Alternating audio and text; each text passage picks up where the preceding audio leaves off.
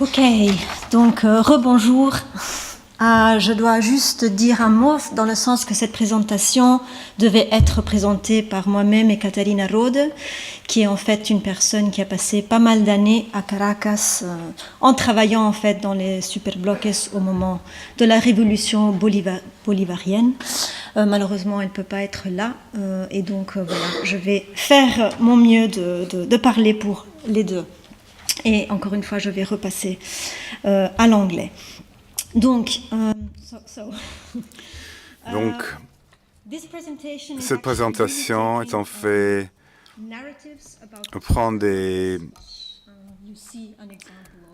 discours sur les superblocs dont vous pouvez voir une interprétation ici, comme une façon de comprendre ce qui s'est passé à Caracas, qui se focalise en fait très clairement sur trois narratifs précis qui ont pris les superblocs comme une façon de comprendre le rapport entre l'espace et la société, comment le développement urbain peut se faire, etc. Donc, je vais surtout me concentrer sur ces trois moments d'interprétation des superblocs. Le premier étant bien sûr l'inception, le moment du modernisme héroïque, mais on mettait l'accent déjà sur les difficultés d'appliquer ce caractère héroïque. Le deuxième narratif a affaire à la façon dont Caracas est passé d'être un exemple du modernisme héroïque et comment la ville s'est plongée dans le désespoir du tiers-mondisme pour réémerger plusieurs années plus tard comme une ville qui représente une certaine façon d'être faite en Venezuela sous la révolution bolivarienne. Et bien sûr, quelques remarques d'introduction et de conclusion. Architecture and revolution are a complicated, kind of tandem of words that I'm not going to spend L'architecture et la révolution, c'est une paire complexe. Mais la raison pour laquelle c'est ici, c'est que Juan Pedro Posani était un historien très important et a été aussi un grand ami des architectes qui étaient responsables des superblocs à Caracas et qui a fait le rapport entre ces deux termes. Et aussi en comprenant comment l'aspect révolutionnaire des superblocs s'est retourné contre la tentative de donner une maison à tout le monde, etc. Et il est très véhément en expliquant comment ce processus doit être regardé à plusieurs fois. Donc, l'histoire de l'apparition du superbloc n'est pas tellement différente de ce qu'on a déjà entendu aujourd'hui.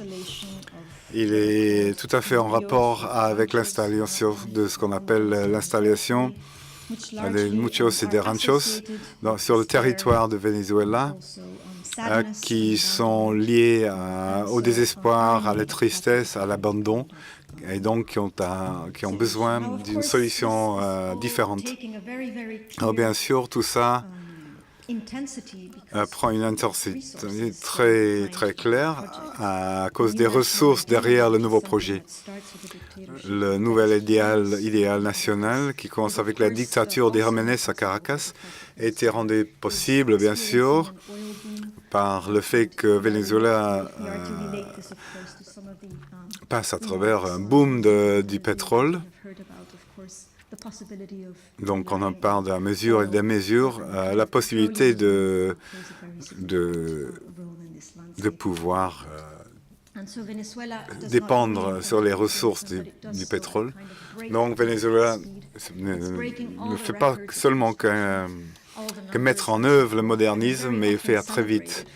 Et le pays est très souvent célébré pour fêter pour les records, cette façon de rompre les records.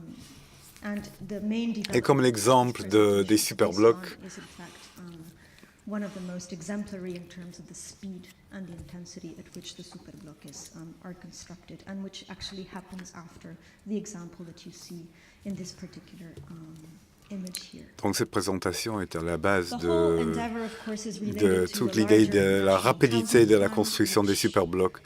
Donc il y avait tout un plan directeur qui imagine du logement pour les plus pauvres, basé sur ces unités autonomes.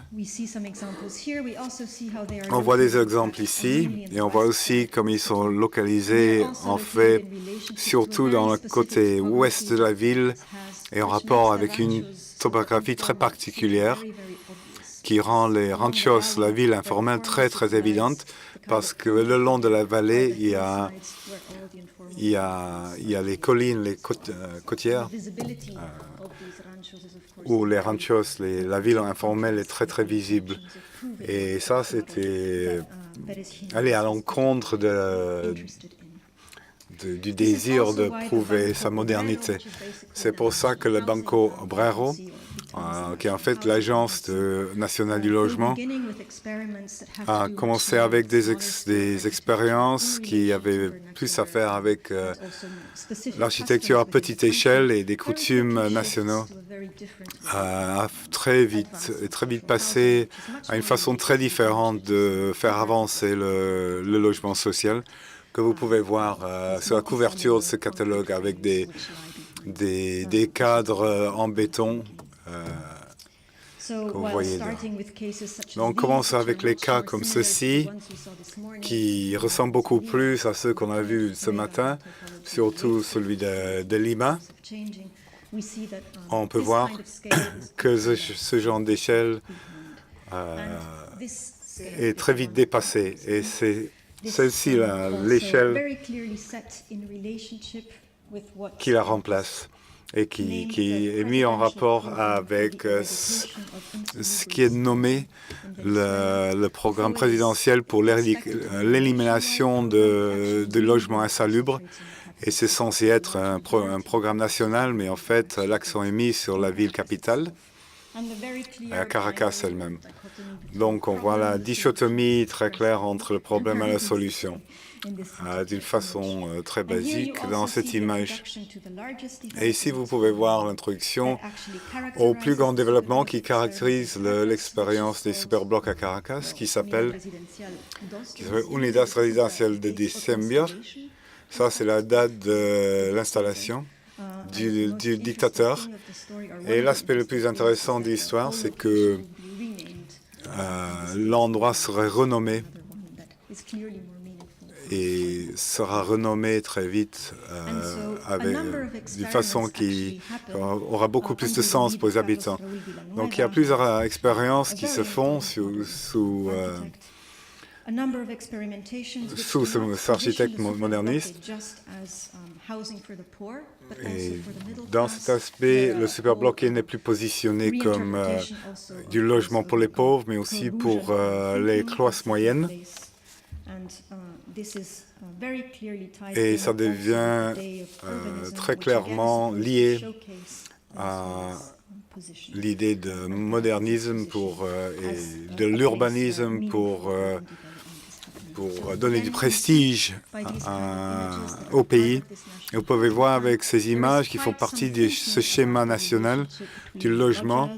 Il y a beaucoup de rapports entre les logements et les aspects verticaux. Et ce qu'on peut voir dans les superblocs et qu'on fait voir les historiens vénézuéliens, cette présentation est une façon de réduire de cette façon de penser à un modèle beaucoup plus fondamental pour essayer de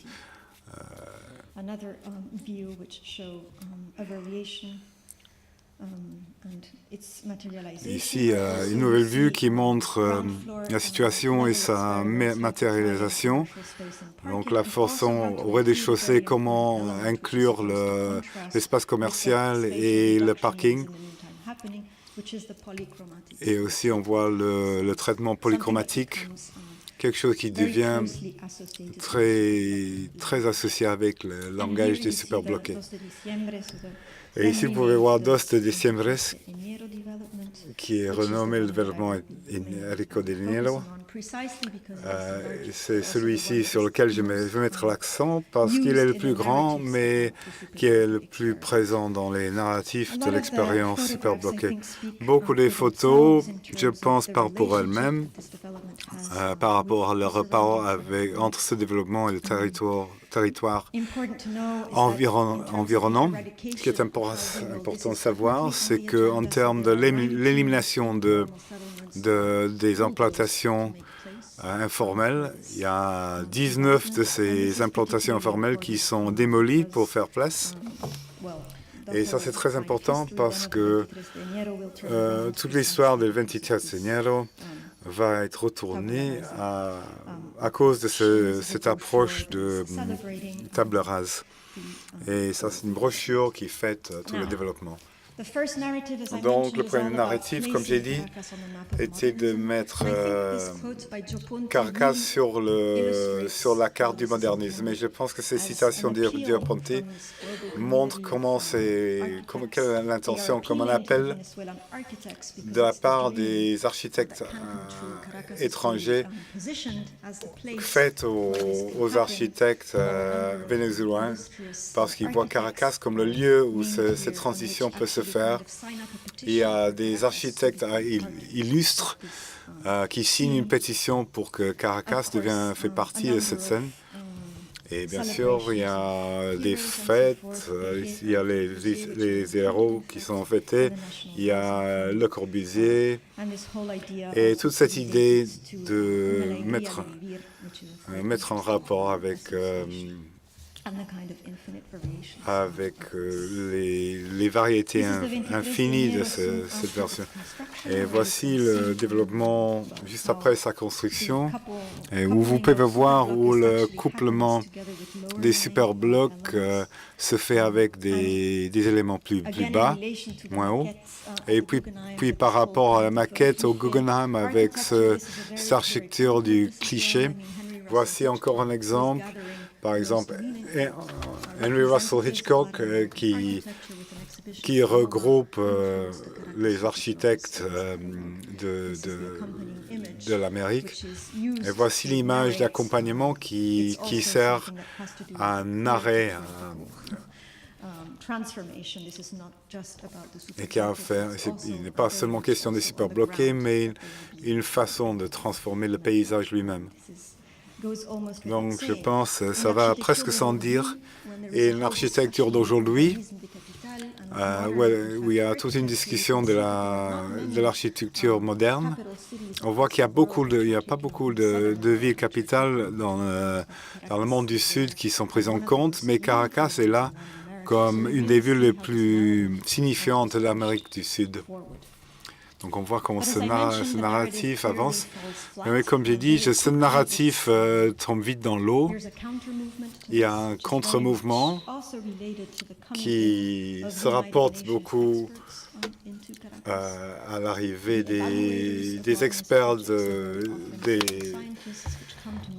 des Nations Unies et les gens qui évaluent ces environnements se font souvent selon un ensemble de normes internationales.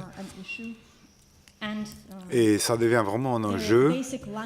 Et le langage de base change, bien sûr, complètement dans l'évaluation et la description de ce genre de projet. Et c'est également parce qu'entre-temps, le 2 de Diciembre, le développement, est devenu le 26 de Enero. Donc, c'est la date d'arrivée au pouvoir de Jiménez a été remplacée par la date de sa chute. Et en fait, ce développement est pleinement occupé. Donc, comment il peut y avoir une inadéquation entre l'occupation de beaucoup d'unités? Il y a toute une invasion, pas seulement des unités vides, mais aussi sur les terrains qui l'entourent. Donc, en fait, c'est un contre-geste très violent. presque aussi violent peut-être que la démolition des anciens bidonvilles, les anciens barrios. Et ça a été présenté dans la présentation du Zen.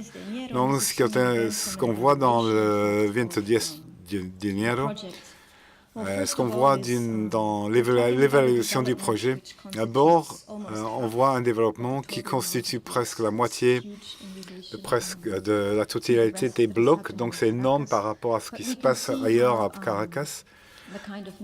Mais on peut voir comment l'inadéquation entre les attentes et comment l'habitation s'est faite est vraiment mise sur l'agenda. Il y a une question sur le nombre d'habitants. Il est impossible d'avoir un nombre, même aujourd'hui, sur combien de personnes habitent les superbloqués. Et c'est intéressant également, comme il y a une sorte de contraposition entre le rancho normal et les superblocs. Donc, ce qui s'exprime surtout, c'est que l'incapacité de ces logements d'être souples, d'être modulables pour les différentes activités culturelles. Et ça traverse le travail d'Eric Carlson, qui était un grand expert des Nations Unies. Et puis, à la fin de son rapport, a conclu qu'il ne fallait pas plus construire des superblocs à Caracas ou ailleurs. Carlson n'est pas le seul. Il y a aussi Charles Abrahams, quelqu'un qui était fondamental pour une politique des États-Unis de la construction des maisons, autoconstruction des maisons. Ici, il contraste très clairement les constructions monumentales des superbloqués. Donc, on voit cette contraposition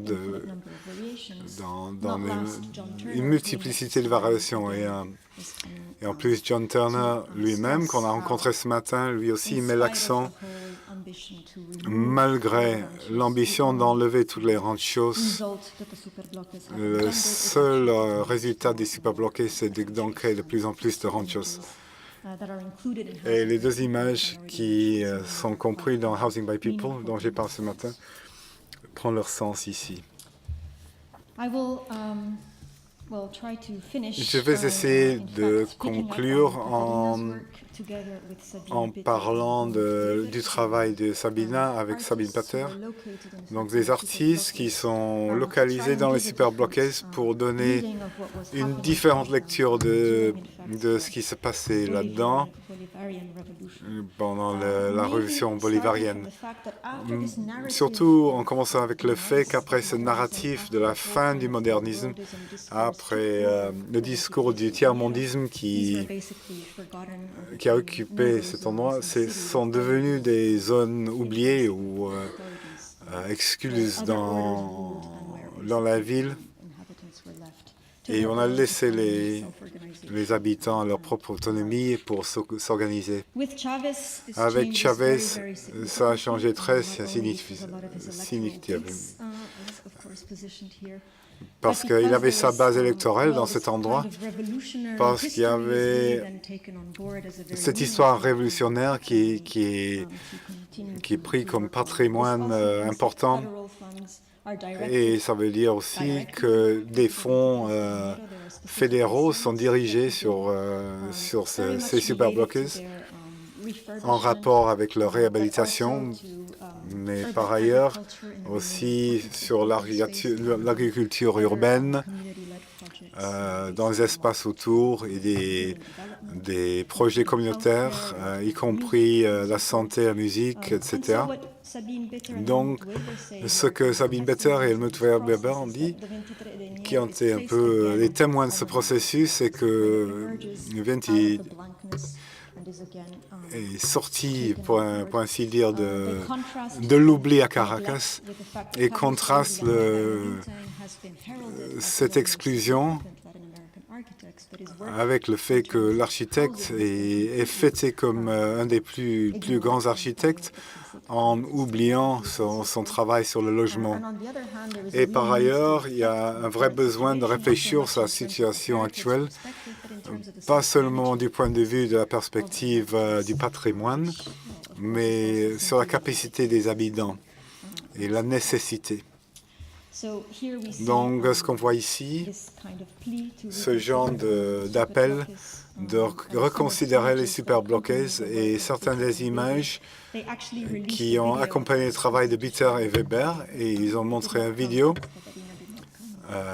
que je voulais vous montrer aujourd'hui, mais ce vidéo n'est pas venu, mais on peut peut-être regarder une autre occasion. Donc, cette idée d'un territoire qui est fait en Venezuela, qui représente un peu la fabrication vénézuélienne, et les superbloqués sont mis à l'avant de la scène. Et ce qu'on voit, c'est un environnement entrelacé entre le développement informel et les superbloqués. Annalise a déjà parlé de ce mouvement entre les tissus. Et ici, c'est très différent, mais cet entrelacement est très important. Bitter et Weber ne sont pas les seuls à mettre l'accent là-dessus, mais les think tanks urbains qui sont très importants dans le développement du Caracas à ce moment actuel de l'histoire de Caracas ont également parlé de Caracas comme une sorte de ville informelle et ont demandé en fait à UNESCO à mettre tout ce territoire sur l'agenda, pas seulement les superbloqués, mais également les barrios et le logement informel. L'idée, c'est que tout ça devrait devenir du patrimoine. Pour faire du sens de cet entrelacement n'est pas seulement facile. Ce qu'on voit quand on est là, ce n'est pas tellement clair dans cette photographie, c'est qu'il y a un statut très différent en termes d'entretien. Certains des blocs sont dans très bon état, d'autres dans mauvais état. Certains ont une gestion des poubelles. Donc, tout l'environnement s'appelle L23. Les blocs ont leur propre nom, mais L23 parle de tout l'environnement, tout le territoire, tout l'assemblage du tissu informel et formel. Et c'est devenu une occasion également de commencer à penser comment on peut fêter cet environnement. Il y a un projet de faire un musée comme une sorte d'hommage au barrio et son histoire révolutionnaire sur un des toits des superbloqués. Donc, ce sont les genres de développement qui commencent à se faire avec d'autres sous l'administration Chavez. Il y a bien sûr d'autres façons de penser des superbloqués. Les images que vous pouvez voir ici sont par des écoles d'architecture à Caracas qui nous font penser peut-être quelles sont les approches, quelle est la pensée sur cette architecture. Le plus important, c'est ces lignes d'un chanteur populaire vénézuélien qui parle d'une certaine fierté d'appartenance de l'environnement des superbloqués. Et il ne voulait pas échanger ça contre un autre tissu. Donc, malgré ce grand contraste entre la possibilité de ces blocs d'être du logement, d'être de l'architecture, il y a en fait beaucoup plus à dire là-dessus.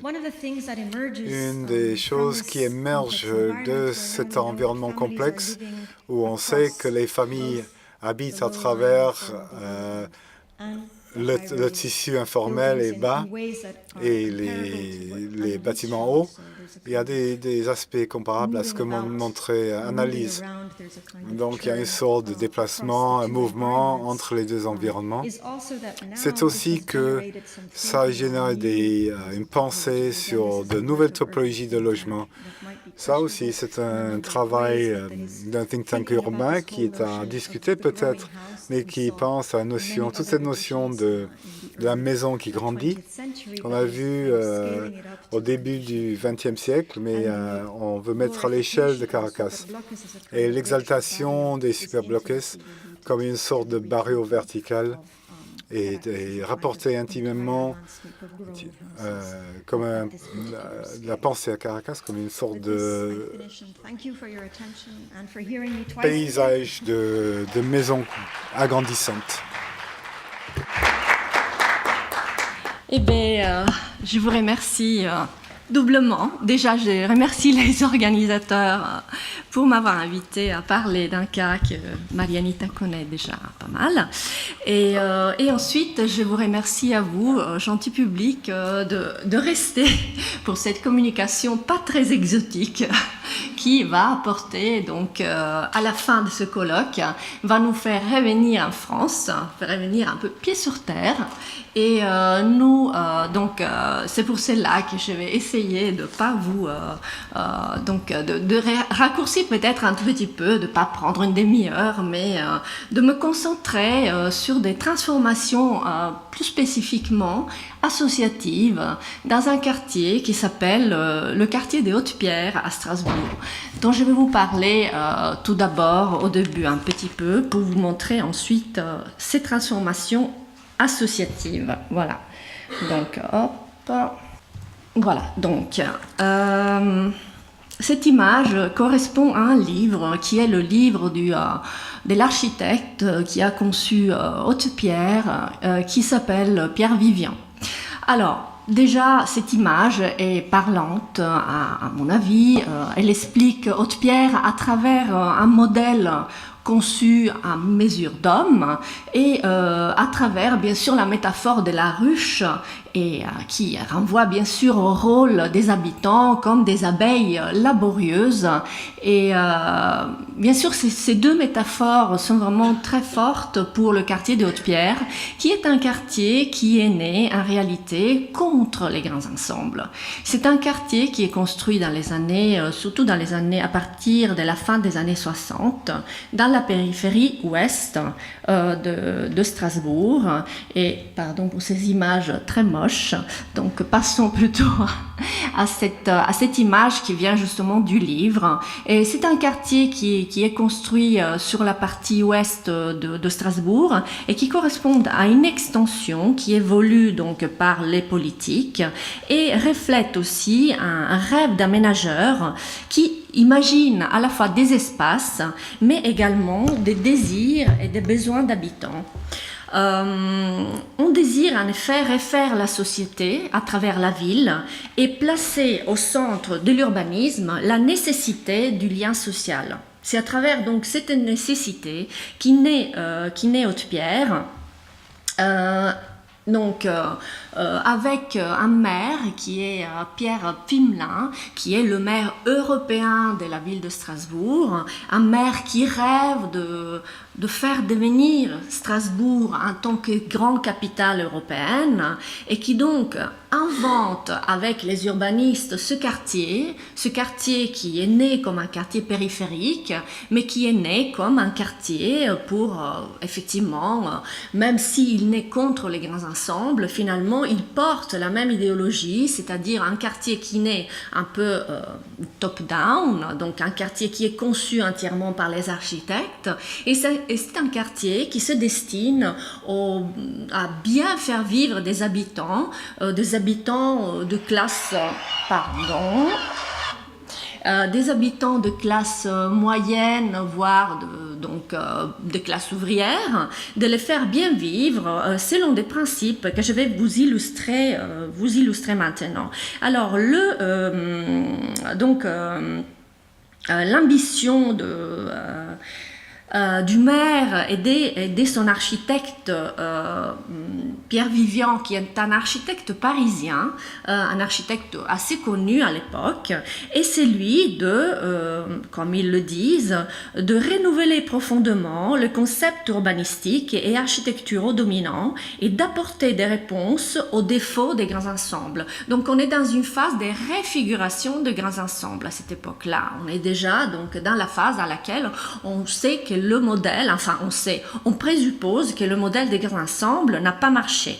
Et donc l'innovation des Hautes-Pierres implique certaines caractéristiques dont le système de circulation et le rapport à la voiture qui s'inspire des conclusions du rapport Buchanan Traffic in Towns de 1961 qui traite de l'influence de la circulation sur l'urbanisme.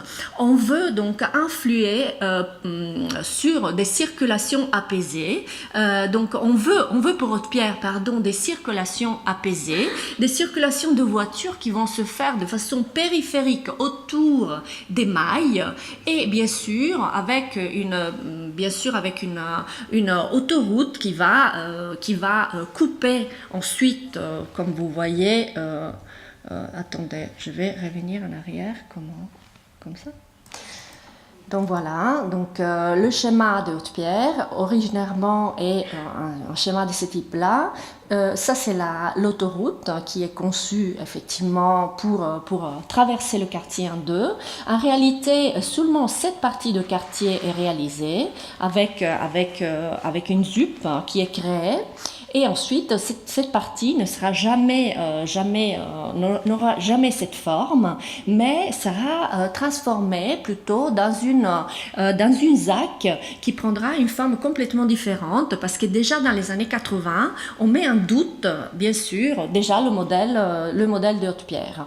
Donc, il y a donc l'importance de cette circulation qui se fait de façon périphérique dans les mailles et ensuite bien sûr la circulation qui est amenée par cette grand axe autoroutière qui est créé à cette époque-là. Ensuite, Haute-Pierre s'inspire au concept de l'unité de voisinage qui est donc inspiré bien sûr par les villes nouvelles de la Grande-Bretagne.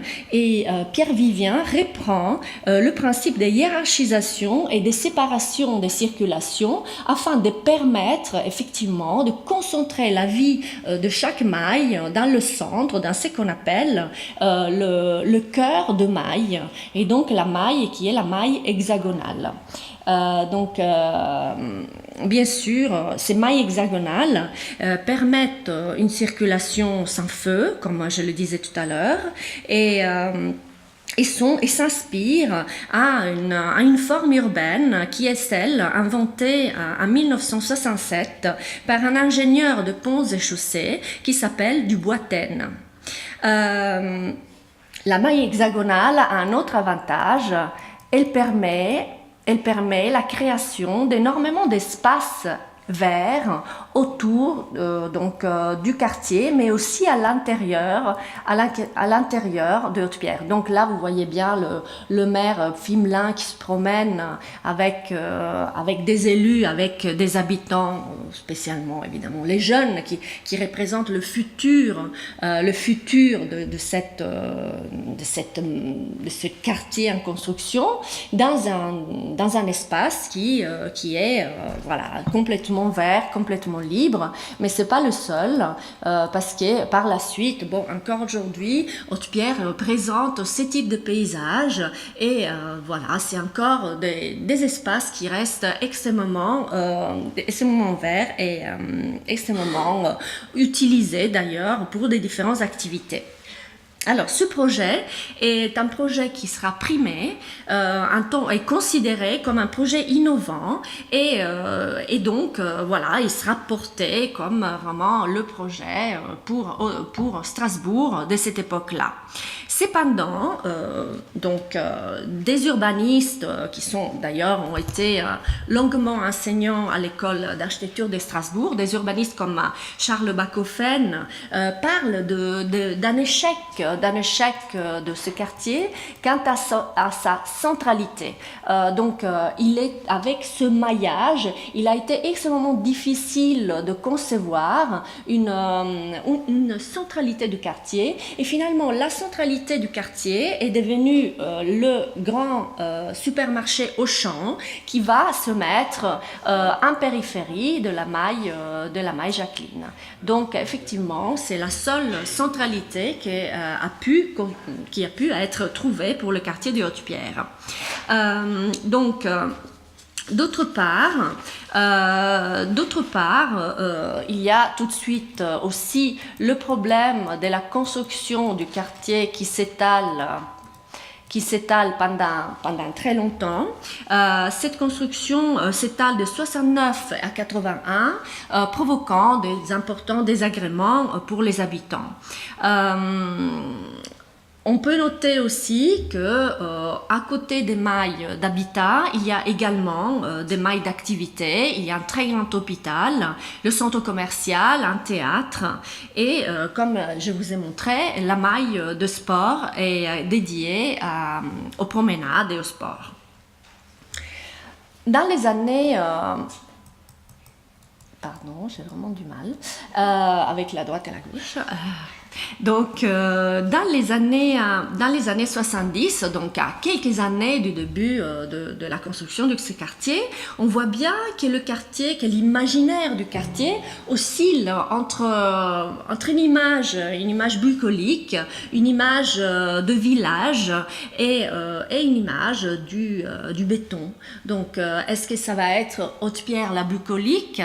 Est-ce que ça va être effectivement le village dans la ville, comme c'était vraiment le souhait du maire et de l'urbaniste, ou bien ça va être la ville de béton qui va écraser justement cette image utopique et idyllique, mais néanmoins image quand même conçue complètement d'en haut. Et donc quel va être le destin de ce quartier qui est effectivement construit de toutes pièces avec une forme de construction que vous voyez là. Donc c'est des constructions quand même relativement basses. Encore une fois, il s'agit vraiment de contrecarrer les grands ensembles comme ça, gigantesques. Mais là, vous avez la taille maximale du quartier de Haute-Pierre qui est plutôt s'étend, donc plutôt disons dans un étalement assez large, mais pas très, très haut. Quel va être le destin de ce quartier? Et donc, pour vous illustrer, là, non, je vais quand même déjà parler un tout petit peu du développement de la vie sociale. Un chapitre pour lequel je n'ai pas trouvé forcément d'image, parce qu'en effet, il s'agit d'une série d'occupations des associatifs de Haute-Pierre à partir des caves qui ont été donc des lieux très importants pour la vie sociale de ce quartier. Et donc, depuis le départ, des habitants qui arrivent dans les années 70, il y a une nécessité, comme partout dans les grands ensembles de logements collectifs, de tisser des liens sociaux et des espaces dédiés au vivre ensemble. J'ouvre une parenthèse, donc Haute-Pierre est un quartier majoritairement d'habitat social, mais il y a aussi des copropriétés qui sont présentes. Et Haute-Pierre a vraiment comme caractéristique socio-économique, elles correspondent à ce qui souligne, bon, déjà historiquement, bien sûr, l'étude et l'article de Chamboredon de Maire sur les grands ensembles qui font cohabiter des catégories qui, d'ordinaire, ne voisinent que dans les statistiques. Aucun groupe social sociale n'est majoritaire à Haute-Pierre au début. Et selon les sociologues, c'est l'hétérogénéité extrême des sous-groupes qui constitue le trait spécifique de la population des grands ensembles.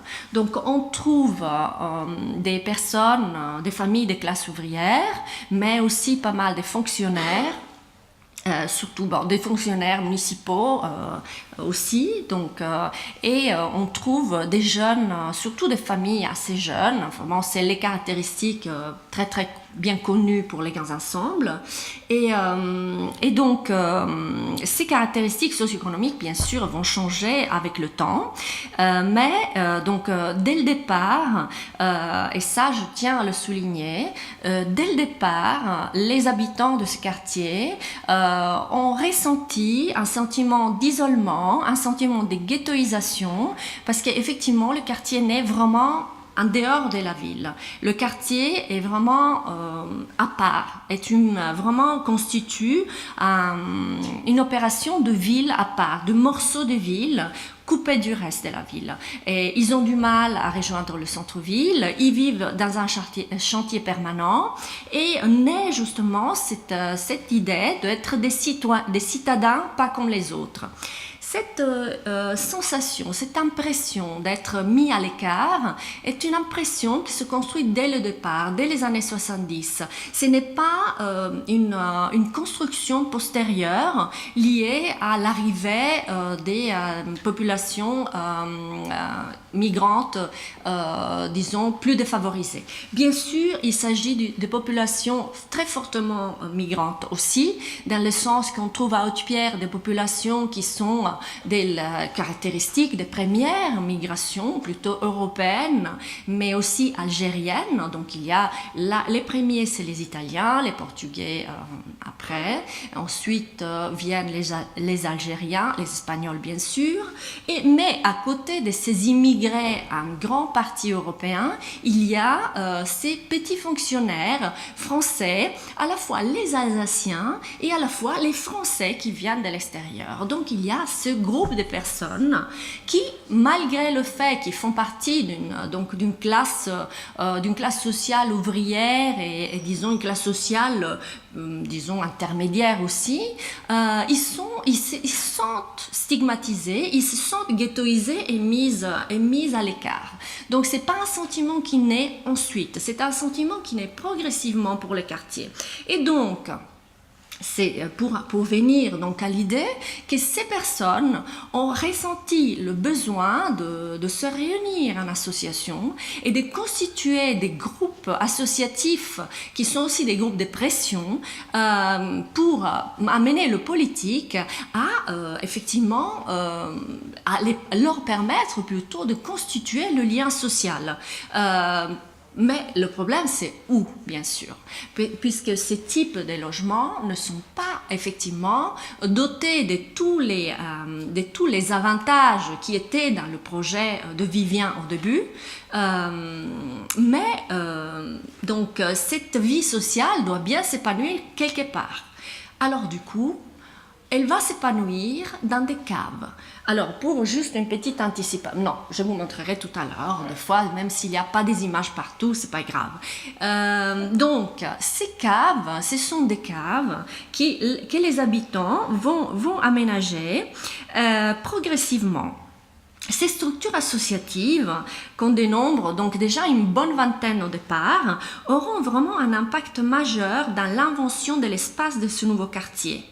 Et de l'autre côté, à Haute-Pierre comme ailleurs, on souligne l'attitude contradictoire de la part des pouvoirs publics entre cette volonté de faire participer les habitants depuis le début, et on les pousse à prendre des initiatives, à faire du bénévolat, etc. On loue toutes ces personnes bénévoles, etc.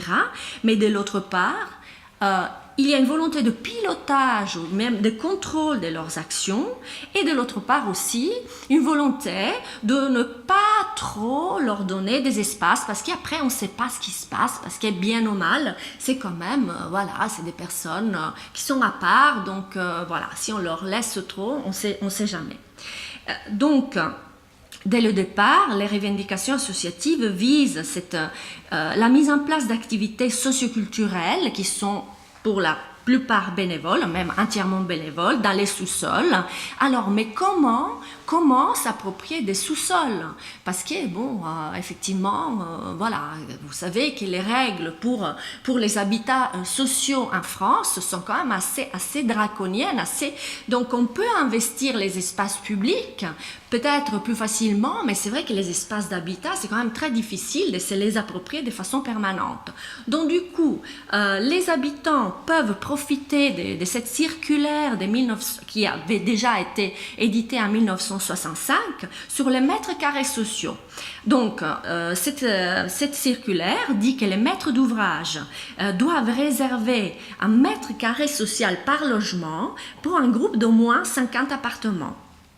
Donc, du coup, les habitants ont une excuse pour pouvoir occuper les caves des logements, puisqu'on peut demander de respecter, aux bailleurs de respecter cette règle des mètres carrés sociaux. Et là aussi, le pouvoir public, donc la mairie de Strasbourg, parce que Haute-Pierre est resté toujours un quartier de Strasbourg, n'est jamais devenu une cité nouvelle, mais est toujours resté quand même un quartier de la ville de Strasbourg. Donc, les pouvoirs publics laissent les caves être occupées progressivement par les associations. Donc, on avait donc des associations à la fois de judo, les associations qui faisaient du théâtre, la couture, donc les réunions associatives de toutes ces associations qui habitent le quartier. Et de l'autre côté, bien sûr, il y a cette volonté de contrôler la vie sociale à travers l'animation socioculturelle. C'est-à-dire, on la laisse faire, mais on veut la contrôler. Alors, du coup, la mairie de Strasbourg demande aux associations de Haute-Pierre de constituer une seule association référente qui s'appellera Gagesh, donc issue de 7 associations haute-pierroises, pour pouvoir accéder aux mètres carrés sociaux. Donc, évidemment, cette organisation pyramidale permet à la ville de Strasbourg de mieux contrôler ces associations et donc, voilà, le Gagesh distribue les différents caves du quartier de Haute-Pierre et donc, voilà. Donc, c'est donc dans ces locaux, malgré le fait que ces locaux sont vraiment exigus, ils sont mal illuminés, sont humides et aussi la position est symboliquement peu attrayante. Malgré cela, c'est dans ces caves qui s'épanouit la vie du quartier. Et bien sûr, et là, je regrette, je n'ai pas trouvé d'image de l'époque. Je vous montrerai d'image des caves un tout petit peu donc de l'époque plus récente, mais je n'ai pas trouvé d'image des caves aménagées, voilà, mais bon, les caves en plus ont été progressivement fermées parce que bien sûr à la fin, entre-temps, parfois elles étaient squattées, donc parfois il pouvait y avoir des problèmes, donc elles sont progressivement fermées. Quelques mots quand même sur ces militants associatifs, parce qu'il est important aussi peut-être d'identifier qui sont-ils. Je vous ai déjà parlé de leur classe sociale. Je voulais quand même revenir sur le fait qu'il y a donc dans ces engagements associatifs, il y a à la fois des hommes et des femmes. Pour moi, ceci est assez important de souligner ce militantisme féminin, parce qu'effectivement, il y a un petit fil rouge dans la communication qui parle justement des femmes dans les associations de Haute-Pierre. On les retrouvera aussi à l'époque contemporaine. Ces femmes sont fortement, évidemment, concernées par les dysfonctionnements au sein des grands ensembles, à la fois, voilà, des différents grands ensembles à Haute-Pierre comme ailleurs, parce qu'effectivement, ce sont des femmes qui se sont isolées et qui elles se battent pour l'amélioration de leur environnement proche, et aussi également parce qu'elles sont liées à la destinée des jeunes. Donc, du coup, il est important de souligner cette caractéristique. Ensuite, je soulignerai, avant de venir à l'époque contemporaine, qu'il y a une première conclusion à tirer, c'est que selon de nombreux récits, des migrants plus récents, notamment ceux venant d'Afrique, auraient engendré la chute de l'engagement et l'effritement des solidarités.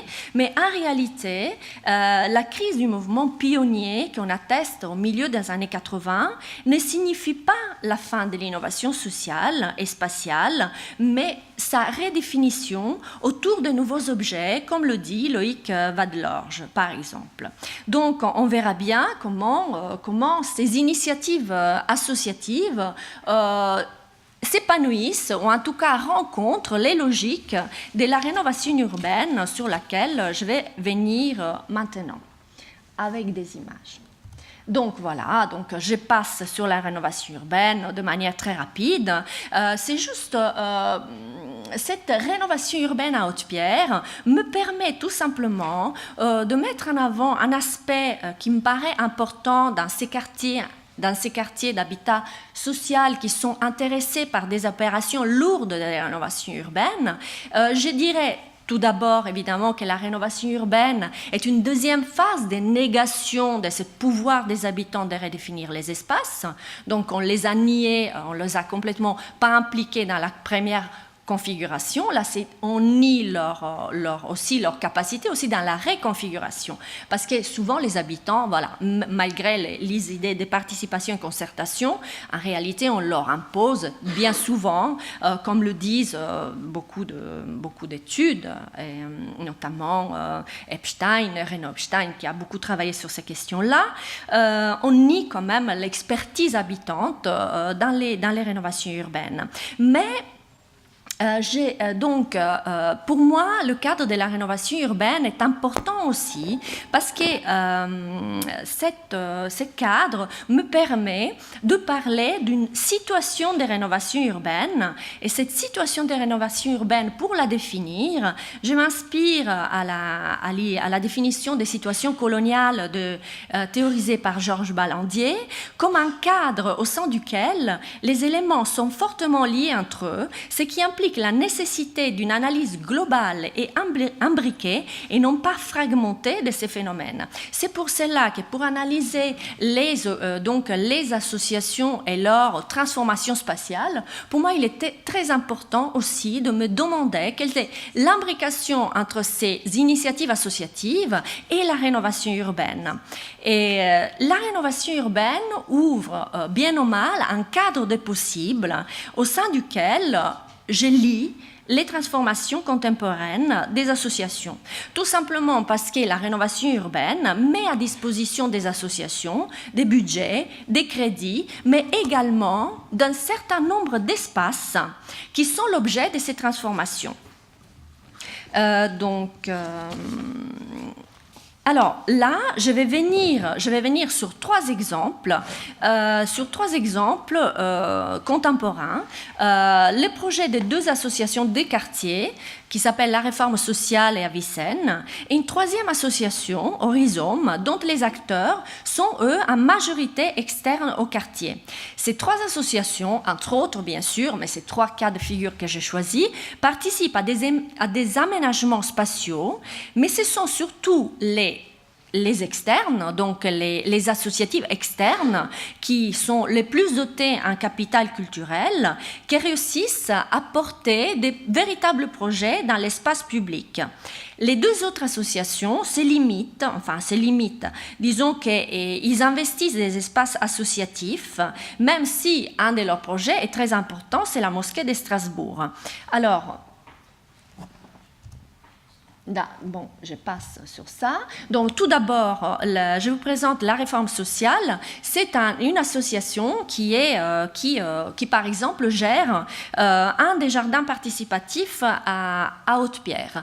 Les jardins participatifs sont une opération d'aménagement de l'espace qui a initié dans les années 2000 par des initiatives habitantes et qui, maintenant, si vous voulez, essaiment ces jardins participatifs essaiment un peu dans toutes les mailles de Haute-Pierre, et ces jardins participatifs, désormais, sont devenus part du projet de rénovation urbaine qui a un axe qui s'appelle « Faire de Haute-Pierre une cité-jardin » et donc qui a accaparé cette idée des jardins participatifs pour pouvoir donc la porter et de plaquer un peu ces initiatives habitantes qui étaient très spécifiques, mais de les plaquer un peu à droite à gauche.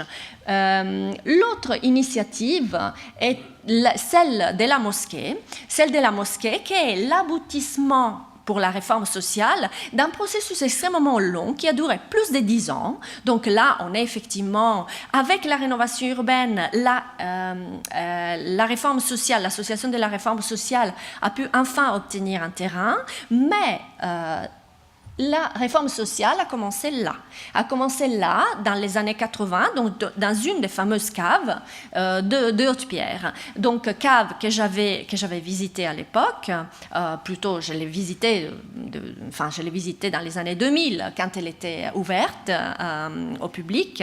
Donc l'association de la réforme sociale donc a aménagé une de ces caves fameuses qui continue à être aménagée par d'autres associations. Alors, la caractéristique de ces lieux associatifs, c'est qu'à part la mosquée, c'est des lieux associatifs qui sont destinés à être rasés par la rénovation urbaine. Cette cave de la réforme sociale n'existe d'ailleurs plus. Ça, c'est le deuxième endroit, en effet, c'est un supermarché Auchan qui a accueilli une mosquée provisoire pendant un certain temps et qui a donc été réfaçonnée par la réforme sociale. Ensuite, le deuxième exemple, c'est une association féminine qui s'appelle Avicenne, qui est le côté donc féminin de la réforme sociale. Cette association a obtenu aussi, pendant la rénovation urbaine, un local pour mener des activités qui étaient donc des activités importantes pour les femmes. Dans un local qui a été donc développé, qui a été aménagé, mais qui ensuite a été détruit. Et donc, dans un deuxième temps, ils ont investi la passerelle, qui est aussi donc qui était un local très important à Haute-Pierre, et avec un restaurant associatif, toujours donc l'association Avicenne, et qui ensuite a été démolie. Et par la suite, l'association Avicenne s'est transformée dans une association qui s'appelle Table Culture, avec un restaurant associatif qui, par la suite, donc, a dû déménager encore une fois, donc dans un local qui est au sein du complexe du théâtre de l'ex-bibliothèque, dans le foyer du théâtre de Haute-Pierre. Donc ces lieux, évidemment, sont des lieux qui sont provisoires et qui sont destinés au changement et à la démolition. Et donc, il m'est apparu évident que ces transformations habitantes, pendant la rénovation urbaine, ont la possibilité d'exister, mais au prix qu'ils soient éphémères, au prix qu'ils soient cantonnés à des temporalité très courte. Donc ça, c'est les deux exemples pour les associations qui sont nées à Haute-Pierre et qui sont donc formées par des personnes d'origine maghrébine et qui progressivement, à travers ces liens associatifs, se tissent aussi des carrières qui sont des carrières de la sortie d'une certaine forme d'indemnité, d'une certaine forme de stigmatisation. Donc, la rénovation urbaine permet donc à certaines personnes donc de pouvoir effectivement sortir d'une situation de stigmatisation. Et donc là, par exemple, oui, vous voyez, cette association est vraiment portée par la rénovation urbaine comme une association qui effectivement a beaucoup d'initiatives. Et ensuite, là, je vais vous parler d'un autre exemple, qui est l'aménagement d'une place, qui est la place Erasme, qui est un processus de restructuration de l'espace public à travers une fabrique urbaine qui est parallèle à la rénovation urbaine. Et donc, ça, c'est un projet qui remonte à la fermeture de cette place, donc de cette place-là. La fermeture, là, il y avait un passage. On ferme la place parce que l'espace est squatté par des jeunes, et donc on stérilise l'espace et ça devient un espace complètement vide. Donc là on voit bien le passage existe encore, là on ferme la place et on stérilise complètement l'espace. Ça c'est le bailleur qui a un discours extrêmement ambivalent entre la volonté de ramener le lien social dans cette place, mais de l'autre côté de pas favoriser certaines occupations spatiales qu'on juge donc évidemment qu'on stigmatise, que c'est les occupations des jeunes hommes.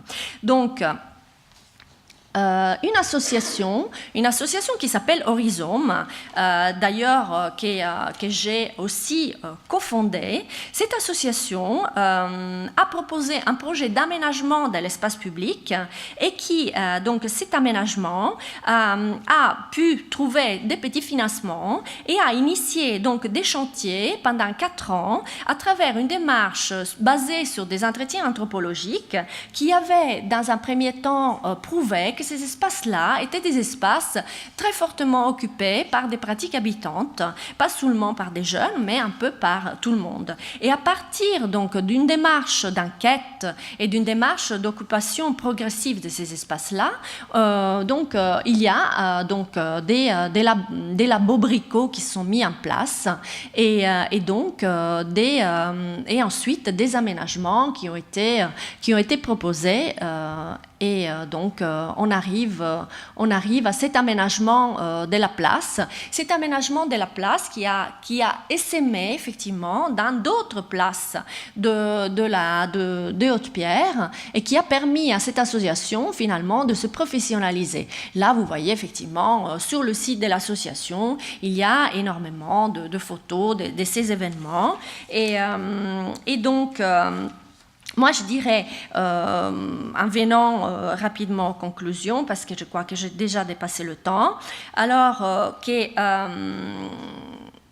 il y a quand même, donc, bien sûr, j'ai choisi de vous montrer quelques occupations spatiales proposées par des associations. Bien évidemment, je fais ce choix parce que sinon, évidemment, on a vraiment des exemples extrêmement variés d'occupations dans ce quartier qui est effectivement un quartier, comme tous les quartiers populaires, est un espace extrêmement plastique, un espace extrêmement flexible à des occupations par les habitants, surtout donc des occupations dans l'espace public.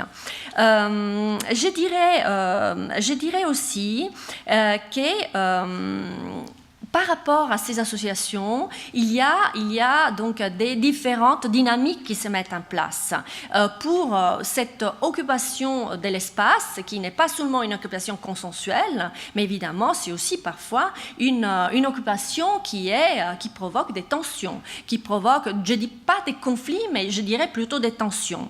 Donc, l'association Horizome, une association externe au quartier, qui compte surtout des personnes des classes moyennes, qui sont donc des anthropologues, des personnes, des artistes, des urbanistes, etc., impliquent dans le projet des habitants.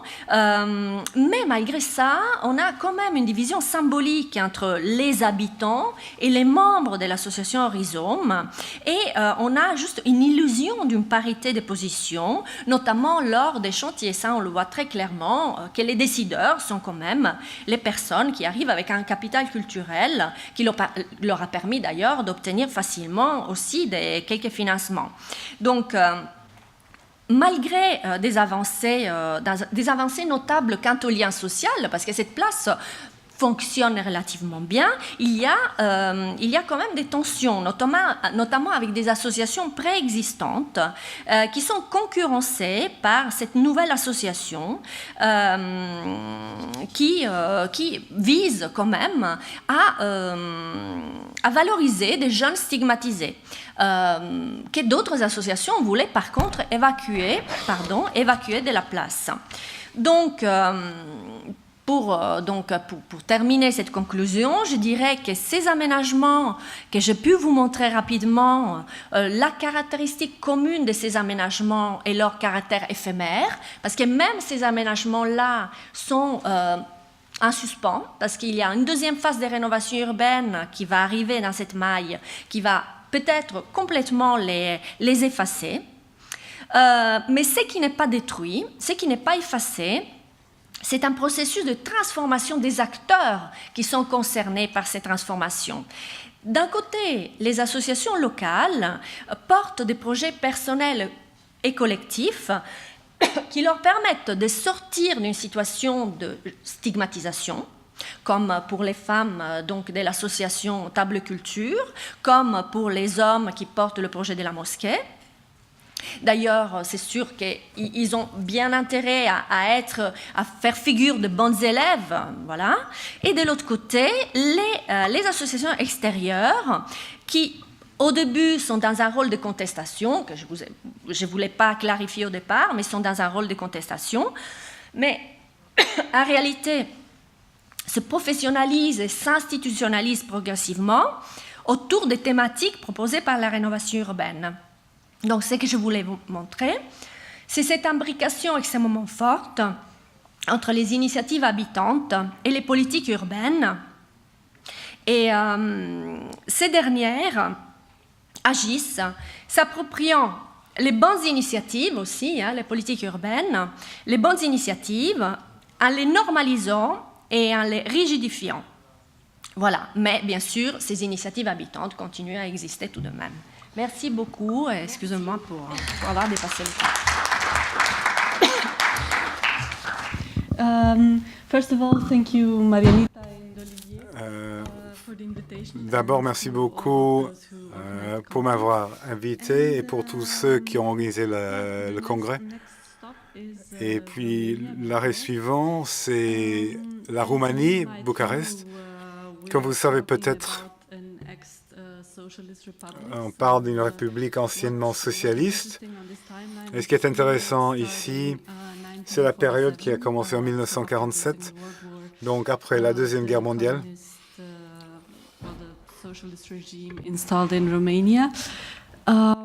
Quand le régime socialiste s'est installé en Roumanie. Donc c'est depuis 1947 que l'intervention dont on parle s'est faite. Donc la crise d'habitation, de logement après la Deuxième Guerre mondiale en Roumanie était provoquée. Désolé, j'ai oublié de commencer l'horloge. Donc la crise de logement a été provoquée par l'industrialisation du pays et par les mouvements de masse de la campagne dans les villes. Donc ça, c'était provoqué par ça suivait le modèle soviétique du logement de masse. Dans la plupart des pays,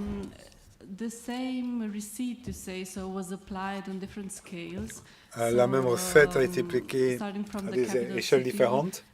On commence avec la capitale et ensuite en passant aux petites villes.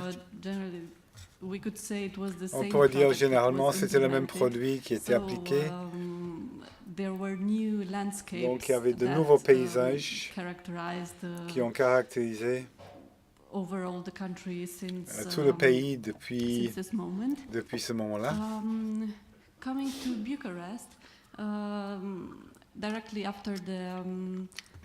Pour aller à Bucarest, directement après l'instauration du régime socialiste, les quartiers ont été renommés. Ils prenaient les noms de Staline, de Lénine, etc. De figures clés du communisme, donc tout a changé dans la structure urbaine. Donc ceci est un dessin du plan de développement pour Bucarest dans les années 50. Donc il parlait de la construction et de la reconstruction de la ville.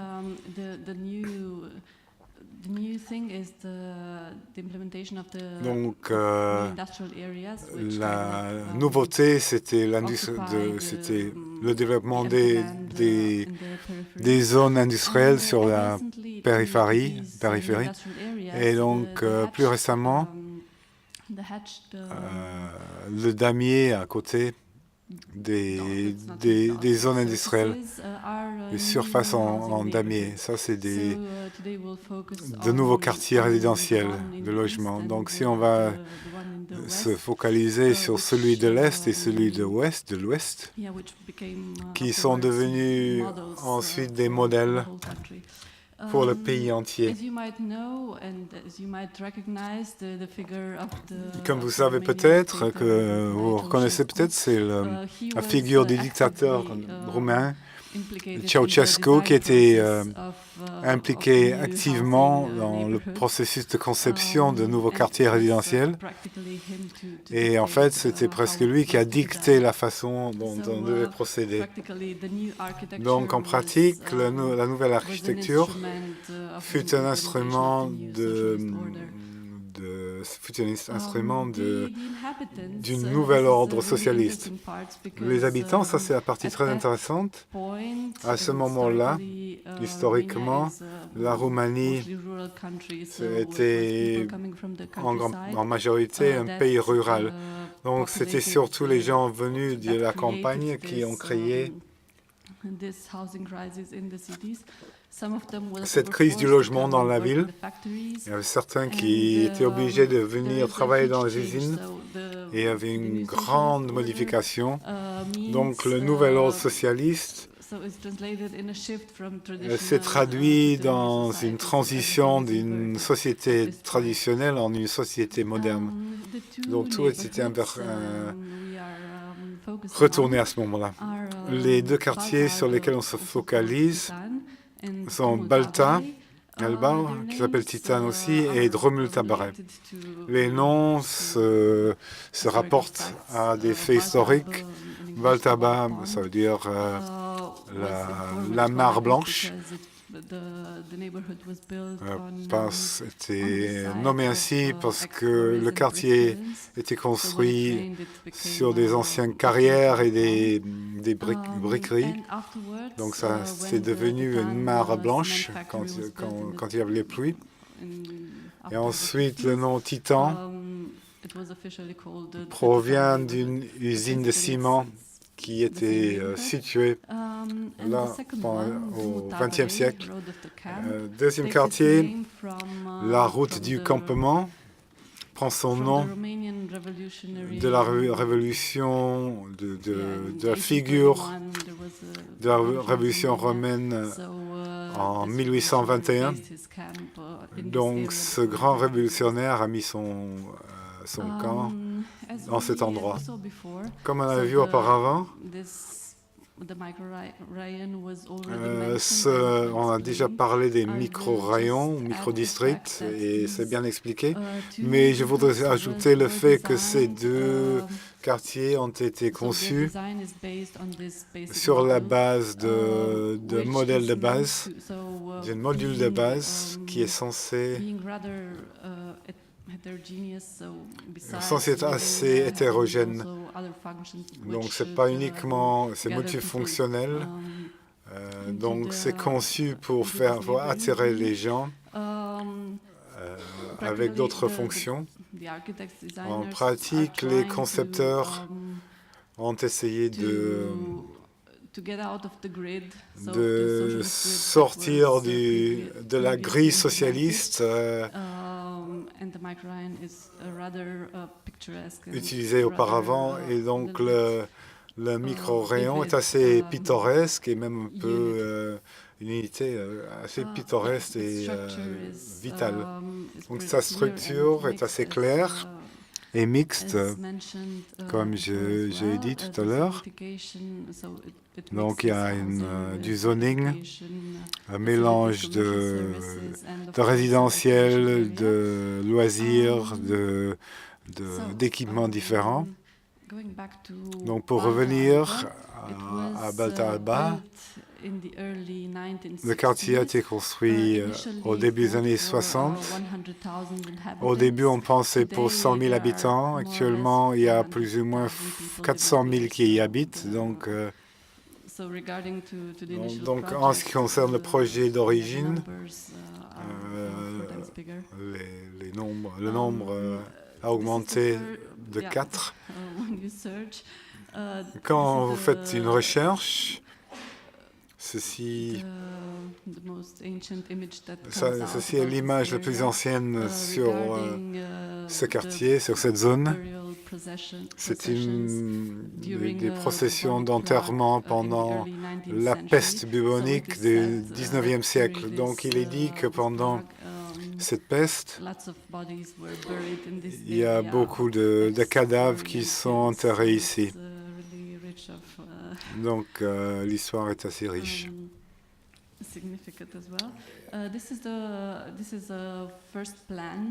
Voici le premier plan de 1963 qui n'est pas complété, qui montre, qui n'est pas achevé, qui montre, vous pouvez déjà voir 3 des zones.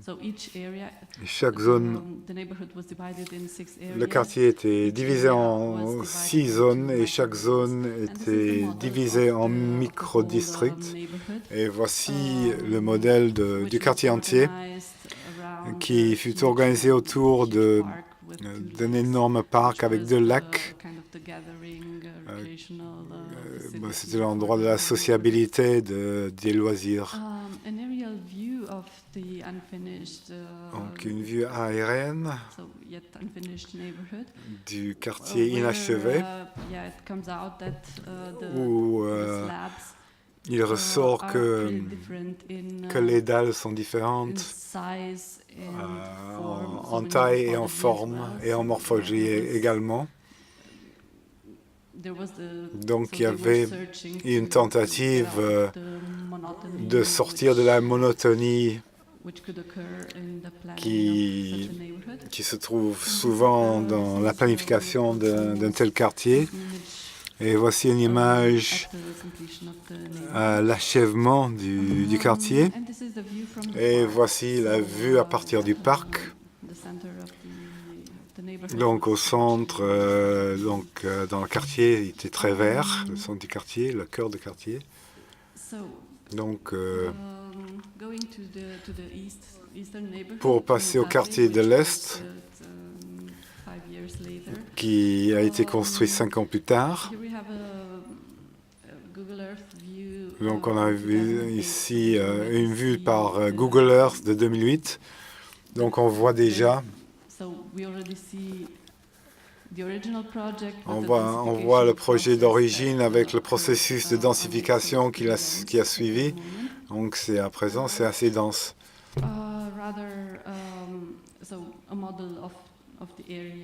Voici un modèle du quartier en 1965, une maquette, et voici une vue des micro-rayons. Tout a l'air bien propre et bien parfait au début.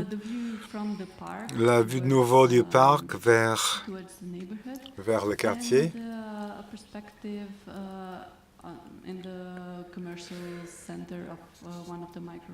Et puis un centre commercial d'un des micro-rayons, une prospective. Et voici une vue aérienne. Les cinémas, les équipements culturels qu'on montre, qui est devenu un des cinémas les plus importants de Bucarest à l'époque. 1989, c'était l'année de la chute du régime communiste. Donc il y avait un changement qui s'est fait dans la société, qui s'est matérialisé dans le paysage de la ville, pour ainsi dire. Donc le plus grand changement s'est fait. Les gens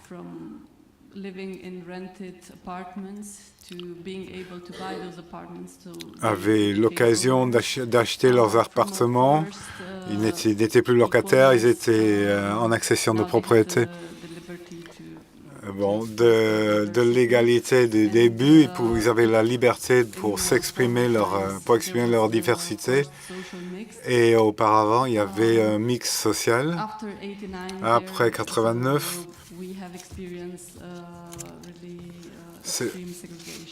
on a vu une ségrégation assez extrême. Le changement est très évident de nos jours à cause de la réhabilitation, le processus de réhabilitation. Donc, on peut rencontrer des images comme celle-ci, où la moitié de la dalle a été réhabilitée et l'autre moitié non.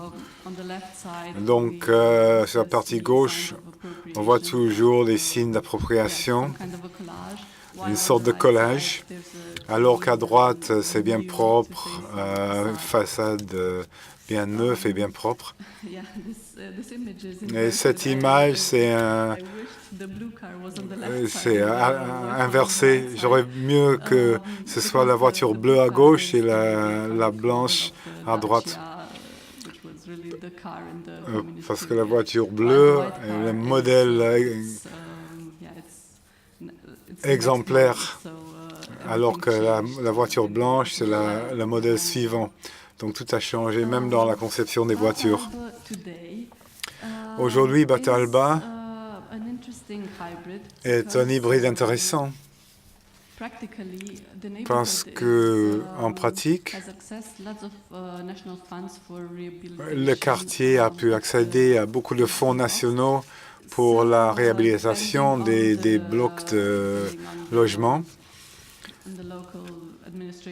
Donc, selon l'administration locale du bloc résidentiel, si d'immeubles, ils font une demande pour de l'argent pour réhabiliter la dalle. Donc, il y a une transformation continue qui se fait. Donc, pratiquement aujourd'hui, j'ai eu cette expérience d'un grand mélange, d'une grande mixité. Donc, vous voyez toujours le visage du projet d'origine, que, comme vous pouvez voir sur cette image, avait également une certaine préoccupation pour le décor. Alors, depuis la réhabilitation, tout est uniforme, homogénéisé. Ce qui est assez intéressant, qu'après presque 60 ans, on est revenu à ce que c'était à l'origine. Donc ça, c'est la situation actuelle. On a l'impression que tout le quartier est devenu un chantier.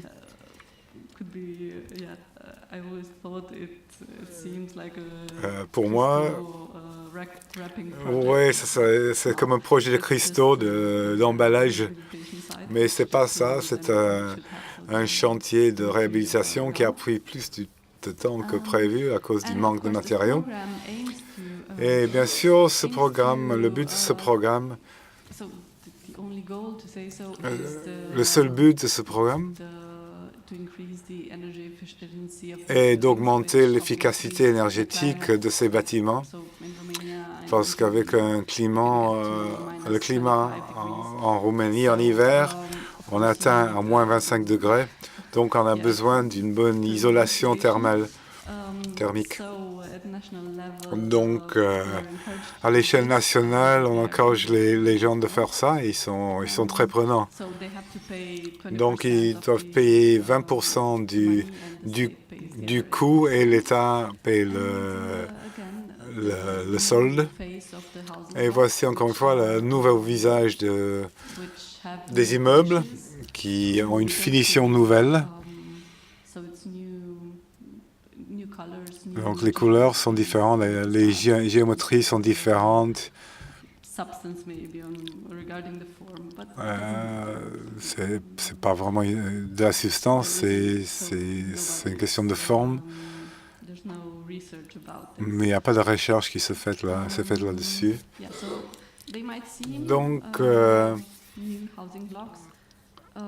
on pourrait penser que ce sont de nouveaux immeubles, mais honnêtement, je dois dire que on a un sentiment de sécurité bien renforcé avec les nouvelles façades, par rapport au sentiment qu'on avait auparavant. Je ne sais pas comment ça marche, c'est psychologique. Donc, à partir de cette image de balcon mixte, de texture mixte, de couleurs mixtes, on est passé à quelque chose d'uniforme, d'homogène, sceptisé, comme ça. Et les gens sont très contents. Mais on voit les premiers signes de réappropriation qui fait jour. Donc les gens veulent quand même exprimer leur individualité. Bien sûr que l'isolation thermique est une nécessité dont ils ont besoin, mais ils ont besoin de plus de grandeur en même temps. Donc même si les interventions ont été rayées par cette rénovation, ils recommencent. Et les jeunes, bien sûr, continuent à s'exprimer. Et cette stratégie de réhabilitation se voit aussi dans l'espace public. Donc les poubelles ont été nettoyées, tout est devenu plus net, plus propre, plus organisé. Mais quand même, il reste ces petits commerces informels qui ont subsisté. Donc, j'imagine s'ils sont restés là, c'est que les gens en ont vraiment besoin. Donc, même si les micro-rayons avaient leur commerce et leurs services dès le début, ils ont besoin encore d'autres équipements, et même de petits jardins et des maisons pour les oiseaux. Donc les gens se sentent quand même libres à exprimer leur créativité, leurs besoins, et d'autres qui se servent de l'espace public à des fins personnelles. Et bien sûr, l'image contemporaine d'un chantier, les nouveaux cadres de fenêtres avec... et ceci, c'est un projet artistique très intéressant. C'est une personne qui habitait au 10e étage de cet immeuble. C'est lui dans son studio. Et il était curieux de rencontrer ses voisins, donc il a pris des photos à partir de la même perspective de tous les studios en dessous du sien. Donc ce sont des appartements à une chambre. Personnellement, je n'ai pas eu accès aux intérieurs dans ce quartier parce que je n'avais pas d'amis qui habitent, donc c'est difficile pour entrer. Mais ces images disent beaucoup sur la façon dont les gens personnalisent et modifient le même espace. Chaque studio a un air très différent.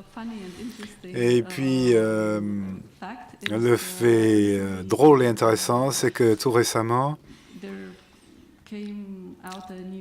un nouveau film documentaire sorti sur les sous-cultures musicales dans ce quartier.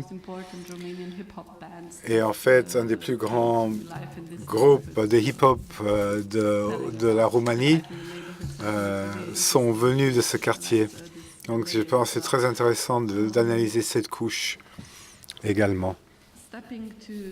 Pour passer au quartier ouest, qui est plus petit que Baltalba. Et ici, puisque ce quartier n'a pas de bonne connexion au centre, à Baltalba, on a la ligne du métro qui arrive au centre, les connexions sont très bonnes. Celle-ci n'a que des bus pour faire le lien avec le centre. Donc c'est un peu, comment dire, ce manque de métro qui est en cours de construction. Ce manque se reflète dans l'aspect du quartier. Donc on a la même situation d'immeubles peu sûrs et ceux qui sont rénovés. Mais ceux qui sont rénovés font exception dans le quartier. Il y a moins d'activités pour accéder aux fonds nationaux pour réhabiliter leurs blocs, pour l'isolation. Donc ici, vous pouvez voir, il y a des appartements individuels qui sont isolés. C'est drôle parce que au niveau morphologique, on peut lire le volume de l'appartement à partir de l'extérieur.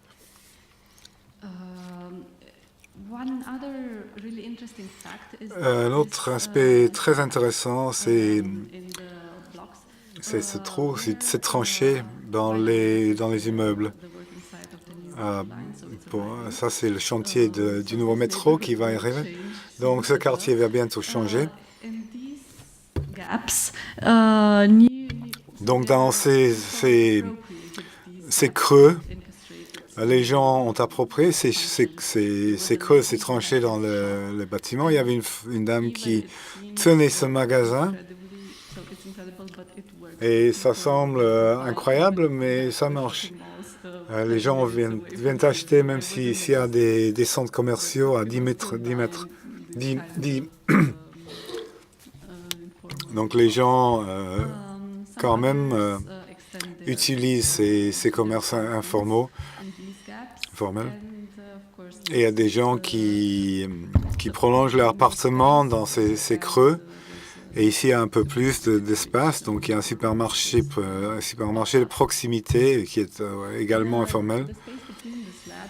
Donc, l'espace entre les dalles. Donc, dans cette image, on voit une sorte de lieu creux. En fait, c'est un lieu pour les chiens. Il n'y a personne qui s'occupe de cet espace, mais tout le monde vient promener son chien ici. Donc, c'est un lieu qui appartient à tout le monde, mais dont personne ne se sent responsable.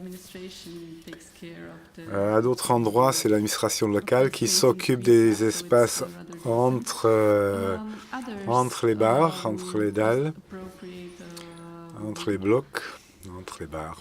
Donc, dans d'autres lieux, les gens qui s'approprient les espaces pour faire une sorte d'espace clos à l'extérieur pour leur propre usage. Et ici, il y a des commerces aux fruits et légumes provisoires. Et voilà, c'est une image assez drôle. Je regrette que je n'ai pas pu venir au moment où il y avait des gens parce que c'est assez drôle. Et même avec les couleurs différentes et diverses, ça marche assez bien. Ça donne... Donc, je pense que les gens s'amusent bien ici. En comparaison avec ce coin ici, où je m'imagine bien que c'est l'administration locale qui a mis ces bancs, installé ces bancs à la demande des résidents. Mais ça, je trouve beaucoup plus rigolo. Plus coloré, pour rigolo. Alors, les façades. Les balcons il n'y a apparemment pas assez de balcons. Ils ne sont pas assez grands. Donc, les gens mettent des ailes, pour ainsi dire, au bord des balcons.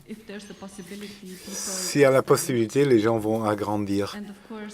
Et bien sûr, il y a aussi un besoin. Parce que ces appartements sont vraiment très réduits. C'est deux chambres pour toute une famille. Et ils ajoutent des fleurs, tout ce dont ils ont besoin.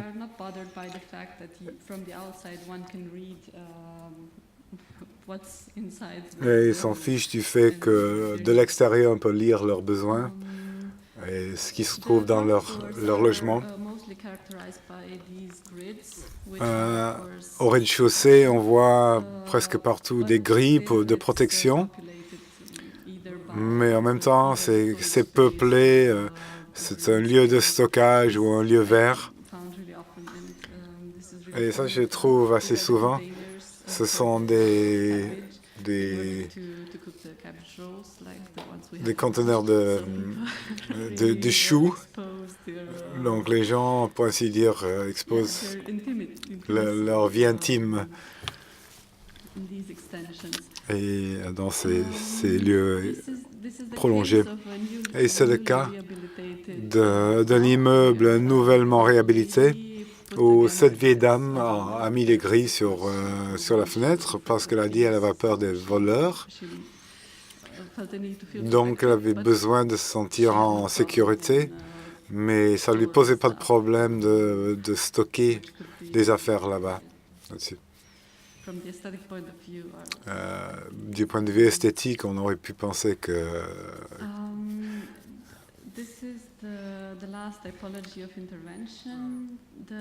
voici la dernière typologie d'intervention, les garages aux façades derrière, où la plupart des gens, je ne sais pas s'ils n'ont pas besoin d'un garage couvert, mais la plupart ont ouvert des salons de beauté, des bars,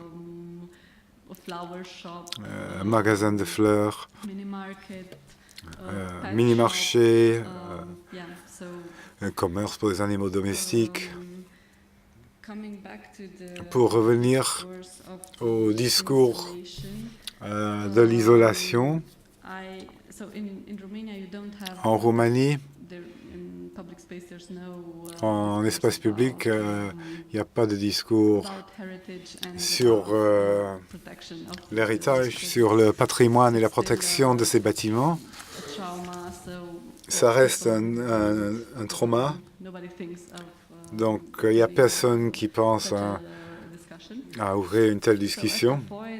Mais donc, à ce point, c'est ce que les gens veulent, c'est de faire rénover leurs immeubles. Les conclusions, j'en ai déjà parlé. Donc la dernière chose, c'est une collection de jeux collectionnés par un concepteur roumain, qui sont des jeux d'enfance